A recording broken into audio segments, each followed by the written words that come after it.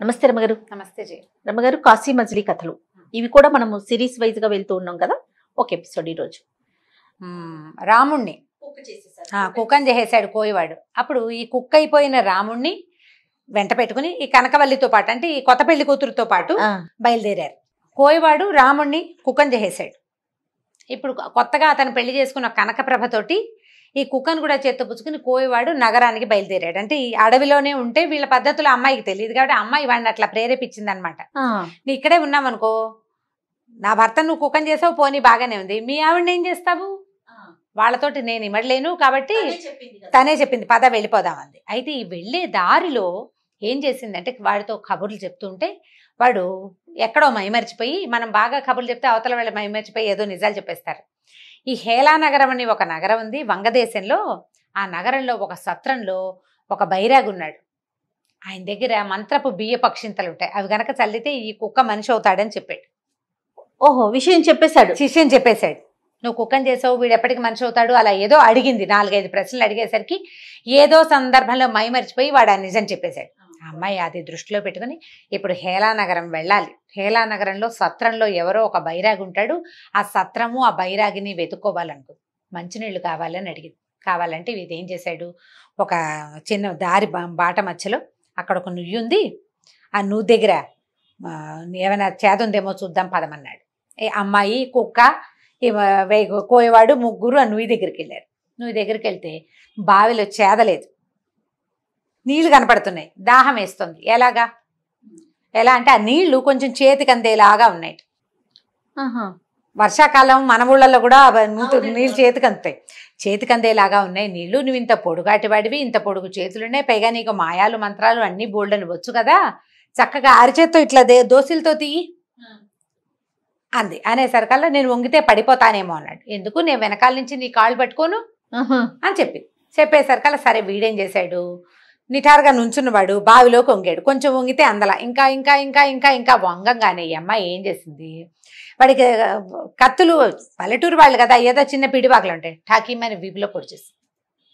ఇప్పుడు వాడు ఎదురుకుండా ఉన్నవాడిని అమ్మాయి ఏం చేయలేదు, వాడు పెద్ద ఆజానుబాహు బలశాలి. వంగి ఉన్నప్పుడు వెనకాల ఏం జరుగుతుందో వంగిన వాడికి కనపడు. వచ్చేసి వాడిని నూతులోకి తోసేసి ఈ కుక్క తన భర్త ఉన్నాడు కదా, ఈ కుక్క అయిపోయాడు, వాడిని పుచ్చుకుని పరుగు అక్కడి నుంచి కోయివాడి నుంచి తప్పించుకుని ఇంకా బాగా ముందుకెళ్ళి ఏమనుకుందంటే, ఇంత అందంగా ఉండటం వల్ల కదా నేను ఇలా తయారయ్యాను, వీడికి దొరికిపోయాను, ఈ రూపం ఇట్లా కనపడకూడదు. అమ్మాయి రాజకుమారి, పైగా 18-19 సంవత్సరాల పిల్ల, అందమైన పిల్ల కనపడుతోంది, యుక్త వయసు, మొహం మెరిసిపోతూ కనిపిస్తుంది. ఏం చేసింది, ఆ బావి చుట్టుపక్కల ఏదో మట్టి ఉంటే కాస్త మట్టి మొహానికి పూసుకుని కోయవాడు వాడికి పైగుడ్డ అవన్నీ ఉన్నాయి, వాటిని కట్టుకుంది. ఏవో పిచ్చి బట్టల్లాగా కనపడేలాగా ఉండి మొహానికి మసి పూసుకుని ఈ కుక్కను చేత్తో పుచ్చుకుని, ఎవరో బిచ్చగత్తె వాళ్ళ పిల్ల కుక్కను పుచ్చుకుని వెళ్తోందనే సినిమా చూపించేలాగా కనపెడుతూ వెళ్ళిపోయింది. వారికి తప్పించుకోవాలి, ఆ పిల్ల తెలివైందనమాట. అందంగా కనపడితే వీడి తప్పించుకుంటే ఇంకొకటి దొరుకుతాడు, ఎవడో ఒకడు ప్రాణం తీయటానికి. మధ్యలో భర్త ఏమో కుక్క అయిపోయాడు. సరే ఆ కుక్కను చేత్తో పుచ్చుకుని ఆ హేలా నగరం ఎక్కడుందో, అందులో బైరాగ్ ఎక్కడున్నాడో, సత్రం ఎక్కడుందో వెతుక్కుంటూ నడవటం మొదలుపెట్టింది. వీడి కథ ఇక్కడికి అయిపోయింది. ఇప్పుడు తర్వాత మళ్ళీ ఆగినప్పుడు ప్రవరుడి కథ. అయ్యో మరి ఇప్పుడు కనకప్రభ ఏమైంది, ఆ కుక్క ఏమైందంటే, కుక్క ఏమైంది కనకప్రభ ఏమైందో పక్కన పెట్టి వీళ్ళలో 4వ వాడు ఇంకొకడు ఉన్నాడు. మనం వారా చెప్పాం కాదు, మూడో వాడు ప్రవరుడు. ఇతను రాముడు కదండి, కుక్క అయిపోయింది. వసంతుడు రాముడు అయినా ఇప్పుడు ప్రవరుడి కథ చెప్దాం. ఓకే. ఈ ప్రవరుడు ఎవరు, బ్రాహ్మణ యువకుడు, పురోహితుని కుమారుడు. వీడికి ఏంటంటే రత్నాలు అవి చూడడం, రత్నాలు పరీక్ష చేయటం, జాతి రాళ్ళని గుర్తుపట్టడం లాంటివి తెలుసు. కొద్దిగా మితభాషి, జాగ్రత్తగా మాట్లాడతాడు, ఏ పరిస్థితుల్లోనూ తొందరపడి మాట్లాడు. అలాంటి ఈ ప్రవరుడు పడమటి దిక్కుకి ఉన్న కొమ్మని ఎక్కాడు. నడిచి వెళ్ళాడు. 3 రోజులకే ఆ కొమ్మ ఎండైపోతే కొమ్మ ఎక్కడ దాకా ఉందో తెలుసుకుని వెనక్కి వద్దాం అనుకున్నారు కదా, ఇప్పుడే కదా వచ్చాం, ఎందుకు అనవసరంగా ఇక్కడ వెనక్కి వెళ్ళిపోవటం ఎందుకు, ఏమిటో ఇక్కడ వింతలు చూద్దామని ఆ కొమ్మ దిగేశాడు కిందకి. అక్కడ ఆగిపోయింది. దిగితే ఏదో ఒక దారి వెళ్తుంది. అక్కడ ఉన్న వింతలు విడ్డూరాలు తెలుసుకోవాలంటే నడవందే ఎలా కుదురుతుంది. ఆ నడిచిపోతుంటే ఒక సన్నటి దారి గుండా వెళ్తే ఒక విశాలమైన ఆ ఎడారిలాగా కనపడుతోంది. ముందుకెళ్ళేసరికల్లా ఒక దొంగల గుంపు ఆ వైపు వచ్చింది.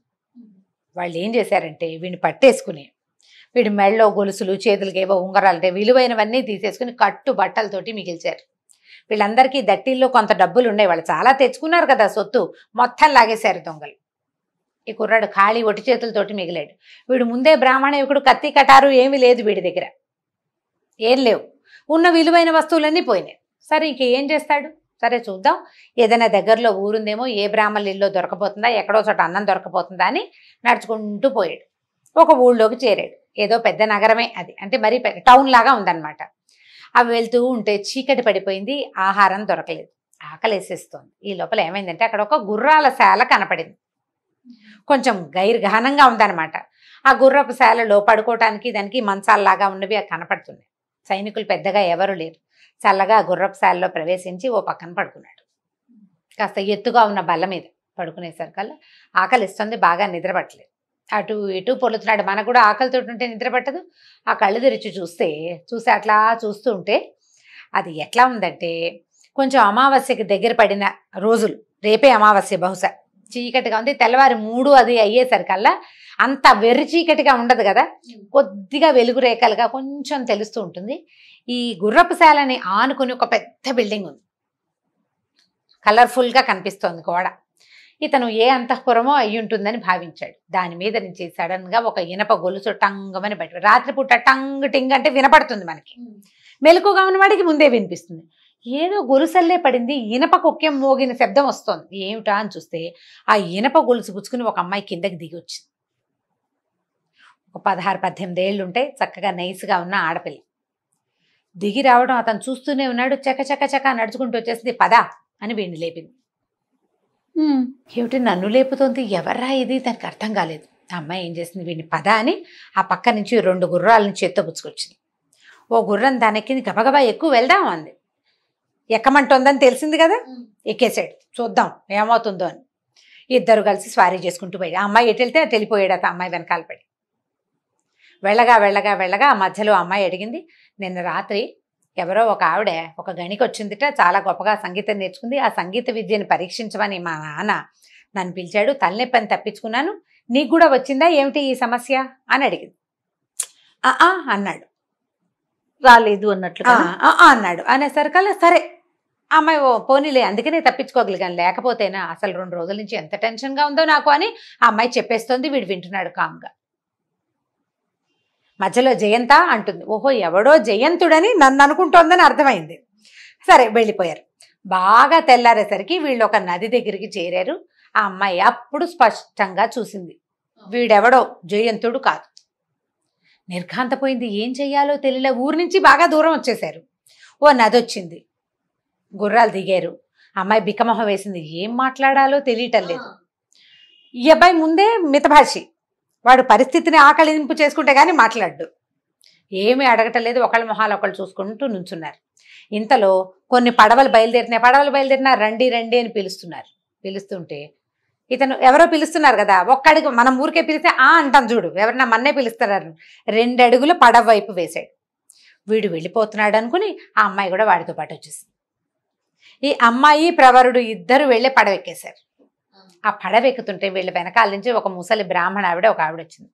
అమ్మ నాకెవ్వరూ లేరు, మీతో పాటు ఉంటా. వీళ్ళు ఏమనుకుంది, ఇద్దరు అమ్మాయి అబ్బాయి యుక్త వయసులో ఉన్న వాళ్ళు కనిపిస్తే సాధారణంగా భార్యాభర్తలు అనుకుంటారు. పైగా వాళ్ళిద్దరూ కలిసి గుర్రాలు దిగారు, కలిసి ఓ వైపుకే వెళ్తున్నారు. జంట జోడని భావిస్తారు కదా. మీతో పాటు ఉంటాను నాయనా, అన్నం వండి పెడతాను, నన్ను మీతో ఉంచుకోండి అంది. ఇతను నిశ్శబ్దంగా అమ్మాయి వైపు చూస్తున్నాడు. ఏమంటావని, ఎందుకంటే వీడేమో పురోహితుడి కుమారుడు. ఎస్ ఉండు, నేను నీకు అన్నం పెడతా అనగలిగే శక్తియుక్తులు ఉన్నవాడు కాదు. కానీ ఈ పిల్ల ఉంది కదా, ఇది ఎవరో గట్టిదే, ఎక్కడి నుంచో పైనుంచి దిగింది, గుర్రం వేసుకొచ్చేసింది.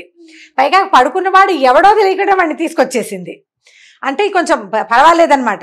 ఆ అమ్మాయి ఏమన్నా ఆలోచించుకుంది అంటే, సరే పోనీ ఇప్పుడు వీడెవడో కూడా నాకు తెలీదు, మనకు తోడు ఒక ముసలమ్మ తోడు ఉంటుంది, ఒక ఆడ తోడు ఉంటే సేఫ్గా ఉంటుంది, సరే నాతో ఉండమంటే ఆ అమ్మాయి మీరు ఎవరు అని అడిగింది. ఈ అబ్బాయికి కూడా తెలుసుకోవాలంది ఏమిటి అని. అప్పుడు ఈవిడ అమ్మాయి ఏం చెప్పిందంటే, నేను ఆ నగరాధిపతి ఫలానా నగరం, ఒక నగరంలోకి వీడు వెళ్ళాడు కదా, నగరాధిపతి కుమార్తెని. ఎంత బాగుందో చూడు. వాళ్ళ అమ్మాయిని నేను నా క్లాస్మేట్, నేను చిన్నప్పటి నుంచి మంత్రి కుమారుడైన జయంతుడు నేను కలిసి చదువుకున్నాము. ఇప్పుడు ఏమర్థం వచ్చింది? ఈ కుర్రాడే జయంతుడు అని ముసలమ్మకి అర్థమైంది. వాడు చెప్పట్లేదు కదా నేను జయంతుడిని కానని, వాడు చెప్పడు, వీడు జయంతుడు కాదని ఈ అమ్మాయి చెప్పదు. చిన్నప్పటి నుంచి మంత్రి కుమారుడైన జయంతుడు నేను కలిసి చదువుకున్నాం, మేము వివాహం చేసుకోవాలనుకున్నాం. మా నాన్నేమో నన్ను ఇంకో రాజుకి ఇవ్వాలని ఆయన ఉద్దేశము, అందుకని ఇక్కడ ఉండగా మా వివాహం పొసగదని మేమిద్దరం ఎక్కడికైనా పారిపోయి మా జీవితం మేము జీవించాలని భావించాము, బాగా చదువుకున్నాము మేము అని చెప్పి. అప్పుడు వీడికి అర్థమైందన్నమాట, ఓహో వీడు ఆ జయంతుడు అన్నవాడు ఎవడో ఈ అమ్మాయితోటి రావాలి, అక్కడ పడుకుంటానని వాడు చెప్పుంటాడు. వాడు రాలేదు, వీడొచ్చాడు అనమాట. అసలు వాడు రాలా, వీడు వెళ్ళాడు, వీడే వాడు అనుకుంది, అక్కడ ఇంకోటి ఎవడుంటాడు, అందుకని పుచ్చుకొని బయలుదేరేసింది. ఇప్పుడు అంతవరకు వచ్చాక నేను ఫలానా వాడు అనుకుని వచ్చానంటే పరువు పోతుంది, లేనిపోతుంది. అందుకని అమ్మాయి మాట్లాడకుండా ఊరుకుంది. ఈ ఎక్కిన పడవలు హేలానగరం చేరినాయి. హేలానగరంలో దిగేశారు. ఆ అమ్మాయి వచ్చేటప్పుడే ధనపు సంచులు పట్టుకొచ్చింది. రాజుగారి అమ్మాయి కదా, నగరాధీశుడు కూతురు, పెద్దరాజు కాకపోయినా చిన్నరాజైనా రాజుగారి అమ్మాయి. ధనం పట్టుకొచ్చింది. సరే ఏం చేశారు? ఈ భార్యాభర్తగా చలామణి అవుతున్న ఈ ప్రవరుడు, ఈ రాజుగారి కూతురైన కాంచనవల్లి, ఈ అమ్మాయి పేరు కాంచనవల్లి, ఈ ముసలి మామగారు ఎవరు, వీళ్ళకి తోడు దొరికింది కదా, ఈ ముగ్గురు కలిసి ఏం చేశారు? ఒక సత్రాన్ని తీసుకున్నారు వాళ్ళు ఉండటానికి. ఈ ముసలావిడ అన్నం వండి పెడుతుంది, కుర్రాడి దారిని కుర్రాడు ఉంటాడు, అమ్మాయి దారిని అమ్మాయి ఉంటుంది, ఆవిడ వంట చేసి పెడుతుంది. ఆవిడ కూడా వీళ్ళ వ్యవహారం అక్కర్లే, ఏదో విన్నది కదా, ఆయన అమ్మాయి ఏమో రాజుగారి కూతురు, ఈ కుర్రాడేమో దాని మంత్రి గారి కొడుకు, ఆ అమ్మాయి భర్త అని భావించి ఊరుకుంది. అయితే ఏమైంది? వీళ్ళు దిగిన సత్రానికి పక్కనే ఒక పెద్ద రత్నాల వ్యాపారస్తుడి ఇల్లుంది. బయట రత్నాలు పోసి వాళ్ళు చూస్తుంటారనమాట, రత్న పరీక్షకులు. ఇతను బయటికి వెళ్ళి చూసి అక్కడ ఏదో జరుగుతుందని పోయాడు లోపలికి. వెళ్ళేసరికల్లా బోల్డ్ అనే రత్నాలు రాసులు పోస్తున్నాయి. గ్రేడింగ్ చేస్తారు, ముత్యాలు రత్నాలు గ్రేడింగ్ చేస్తారు కదా, ఆ గ్రేడింగ్ అప్పుడు అది బాగుండలేదు ఇది బాగుండలేదు అని కుర్రాడు చెప్పేసరికల్లా అతనికి ఆశ్చర్యం వేసింది. బాబు నీకు తెలుసా అన్నాడు. నాకు తెలుసు, నేను రత్న పరీక్ష నేర్చుకున్నానని చెప్పాడు. చెప్పేసరికల్లా ఆ అబ్బాయి రత్నాల వ్యాపారస్తుడు అన్నాడు, నువ్వు ఏదో ఊరి నుంచి వచ్చావు, నీకు కూడా ఉద్యోగం కావాలి కదా, నా దగ్గర ఉద్యోగం చెయ్యి, రత్న పరీక్ష కావాలి మాకు, వ్యాపారస్తులు బయట దేశాల నుంచి వస్తాయి, మంచిది చెడ్డది సెపరేట్ చేసుకుని కొనుక్కోవాలి, కొని మళ్ళీ వీళ్ళు అమ్మాలి కదా, దాన్ని చక్కగా పదం ఇది పెట్టి లేదా కొన్ని ఆభరణాల్లో పాలిష్ చేసి ఆభరణాల్లో ఫిక్స్ చేసి అమ్ముకోవాలి, నా దగ్గరే ఈ గ్రేడింగ్కి అంటే పరీక్షకుడుగా ఉండమని ఉంచుకున్నాడు. ఇంతలో ఏమైంది? ఇది హేలానగరం అని చెప్పుకున్నాం కదా, ఈ హేలానగరపు రాజుగారు కందర్పకేతువు, ఇతని పేరు ఇది వరకు విన్నాం, మీకు గుర్తుందో లేదో, వసంతుడి భార్యని ఇక్కడికే తీసుకొచ్చారు. అవును రమ్మగారు కదా, వసంతుడి భార్య, అలాగే రాముడి భార్య కూడా ఇక్కడికే వస్తోంది, రాబోతోంది. సరే, ఈ కందర్పకేతుకి ఒక పెద్ద వ్యాపారస్తుడు ఎవరో బయట దేశం నుంచి ఒక బ్రహ్మాండమైన ఈ సైజు రత్నాన్ని పట్టుకొచ్చాడని, అది రాజుగారు కొనుక్కున్న రత్నం అంటే ఖచ్చితంగా ఖరీదైందే అవుతుందని ప్రతి వాళ్ళు దీని ఖరీదు 30 లక్షలని, కొంతమంది 50 లక్షలని చెప్తున్నారని, ఆ రత్నపు విలువని చెప్పగలిగే వాళ్ళు ఎవరైనా ఉంటే రండని చాటింపు వచ్చింది ఒకరోజు. వచ్చేసరికల్లా సరే ఈ వ్యాపారస్తుడు అన్నాడు, మన దగ్గర ఉన్న ఈ కుర్రాడు ఉన్నాడు కదా ప్రవరుడు, వీడికి చాలా బాగా తెలుసు, ఇతన్ని తీసుకెళ్తామన్నాడు. తీసుకెళ్లారు. ప్రతి వాళ్ళు 30 లక్షలు 20 లక్షలు 50 లక్షలు ₹1,00,00,000 దాకా ఇచ్చేయచ్చు అని చెప్తున్న ఆ పెద్ద వజ్రాన్ని ఈ కుర్రాడు చూడంగానే, ఇది గుడ్డి గవ్వకి కూడా విలువ చేయదు, ఉట్టి గాజురాయి, కేవలం ఇందులోంచి రంగు మాత్రమే కనపడుతోంది అన్నాడు. అందరు ఆశ్చర్యపోయారు, అదేంటి అంత మాట చెప్పావు, బోళ్ళంత రేటు పెట్టి కొన్నారు రాజుగారంటే, కావాలంటే ఒక ఇనప పలక తెప్పించండి నేను చెప్తానన్నాడు. ఒక పెద్ద ఇనప ఫ్రేమ్ లాంటిది ఐరన్ది తెప్పించారు. ఈ కుర్రాడు రాయి ఇట్లా ఇట్లా ఎగరేసి ఫాట్ మన దానికేసి కొట్టేసరికి చిన్న చిన్న నువ్వు గింజంత ముక్కలైపోయింది. అది రత్నం పగలదు కదా, అవునండి, గాజురాళ్లే పగిలిపోతాయి, ఇనపది తగిలేసరికల్లా పగిలిపోతుంది.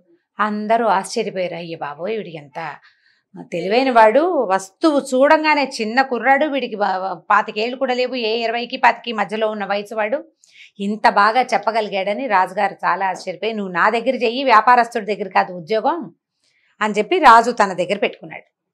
అయితే ఇతను మితభాషి, జాగ్రత్తగా మాట్లాడతాడు, అప్పుడప్పుడు మాట్లాడతాడు, మాట్లాడినవి తెలివైన మాటలు. దాంతో ఈ రాజుకి అప్పుడున్న అమాత్యుడు ఒక ఆయన మరణించాడు. మరణిస్తే రాజుగారు అన్నారు, నువ్వు అమాత్యుడిగా పనిచేయి, నాకు రత్నాల పరీక్ష ఎలాగూ చేస్తావు, అమాత్యుడిగా కూడా పనిచేయమని తన దగ్గర మంత్రిగా నియమించుకున్నాడు ప్రవరుణ్ణి. అంతవరకు సత్రంలో ఉంటున్నటువంటి ప్రవరుడి కుటుంబం అంటే కుటుంబంగా చలామణి అవుతున్నటువంటి ఈ అమ్మాయి, రాజుగారి అమ్మాయి ఉంది కదా, ఆ పనిచేసే ముసలిమామ, వీళ్ళంతా కలిసి మంత్రి గారికి ఇచ్చిన బిల్డింగ్లోకి మారిపోయారు. కలిసి ఉండటం మొదలుపెట్టారు, ఒకటే చోట ఉన్నారు. అయితే ఈ కందర్పకేతు ఏం చెప్పాడంటే, నీకు ఒక రహస్యం చెప్పాలోయ్, చాలా కాల క్రితం నేను ఒక అత్యద్భుతమైన అందగత్తెని సమీప ద్వీపం నుంచి తెప్పించాను. ఆ అమ్మాయి నాతోటి కలవటం లేదు, అంటే పెళ్లి చేసుకుందామని అడిగాను, ఇంకా ఒప్పుకోలేదు. నువ్వు బాగా మాట్లాడతావు కదా, ఒకసారి వెళ్ళి ఆ అమ్మాయితో మాట్లాడి ఆ అమ్మాయిని లైన్ చేయమని చెప్పాడు. ఒప్పించమన్నాడు. ఒప్పించమనేసరికల్లా ఇతను వెళ్ళేసరికల్లా ఆ అమ్మాయిని చూస్తే అపురూపమైన సౌందర్యవతి, పైగా వివాహితగా తెలుస్తోంది. ఈ రాజుకి ఏం పని లేదు, ఎవరి పెళ్ళానో తీసుకొచ్చి ఇట్లా చేస్తున్నాడని, అమ్మాయి ఎవరు మీరు, ఎక్కడ వాళ్ళు, ఈ రాజు సరైన వాడు కాదని నాకు అర్థమైంది మిమ్మల్ని చూశాక అని అడిగేసరికల్లా ఆ అమ్మాయి కాస్త ఏడ్చి సోకాలు పెట్టి కథ అంతా చెప్పింది. తన కథ అంతా చెప్పింది. వసంతుడని ఒక రాజకుమారుడు నన్ను వివాహం చేసుకున్నాడు, అతను తన స్నేహితులతో వచ్చాడు, ఒక మర్రి చెట్టు ఎక్కి మా ఊళ్ళోకి వచ్చాడు. చెప్పేసరికల్ ఇతను తెలబోయాడు. అయ్యో వసంతుడు మా రాజకుమారుడే, మేమే కలిసి వచ్చాము, మేము 5గురిలో నేను 3వ వాడిని. అమ్మ నువ్వు కంగారు పడకు, నా స్నేహితుడు వచ్చేందుకు మార్గాన్ని నేను కనిపెడతా, నువ్వు ధైర్యంగా ఉండు, నీ సోదరుడితో ఉన్నానని భావించు, నీ అన్నదమ్ముడే ఇక్కడ ఉన్నాడని భావించు, నువ్వేం భయపడద్దు అన్నాడు.